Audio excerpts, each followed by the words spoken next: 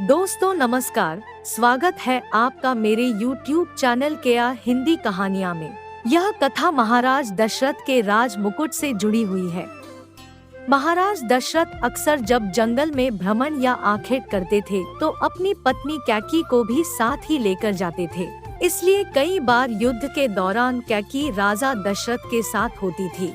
एक बार की बात है, राजा दशरथ और कैकेयी वन भ्रमण पर निकले, जहां उनका सामना बाली से हुआ। राजा दशरथ और बाली का सामना होते ही बाली ने राजा दशरथ को युद्ध के लिए ललकारा।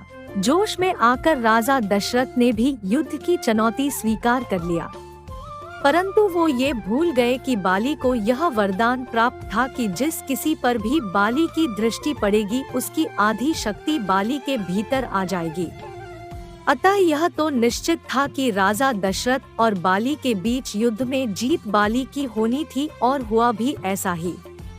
राजा दशरथ के युद्ध में हार जाने पर बाली ने उनके आगे एक शर्त रखी कि या तो उन्हें कैकेयी को बाली को सौंपना होगा या फिर रघुकुल की शान अपना मुकुट उसे सौंपना होगा। जिसके बाद राजा दशरथ अपना मुकुट बाली को देकर रानी कैकेयी के साथ वापस अयोध्या लौट गए। परंतु रानी कैकेयी इस बात से अत्यंत दुखी थी। उन्हें हर समय राजा दशरथ के मुकुट की चिंता सताने लगी। वह दिन रात उसकी वापसी की चिंता में रहने लगी। मान्यताओं के अनुसार जब श्री राम के राजतिलक का समय आया तब दशरथ जी और कैकेयी के बीच मुकुट को लेकर चर्चा हुई, क्योंकि ये बात केवल यही दोनों जानते थे। कहा जाता है कि कैकेयी ने रघुकुल की शान को वापस लाने के लिए ही श्री राम को वनवास भेजने का कलंक अपने माथे पर लिया था।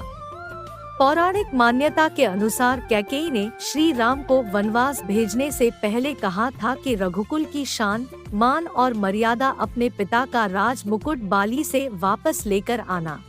कहानी सुनने के लिए धन्यवाद। केया हिंदी कहानियाँ चैनल को सब्सक्राइब करें। कहानी अच्छी लगी हो तो लाइक और शेयर जरूर करें। कहानी कैसी लगी कमेंट करके जरूर बताएं। मिलते हैं अगली कहानी में। नमस्कार।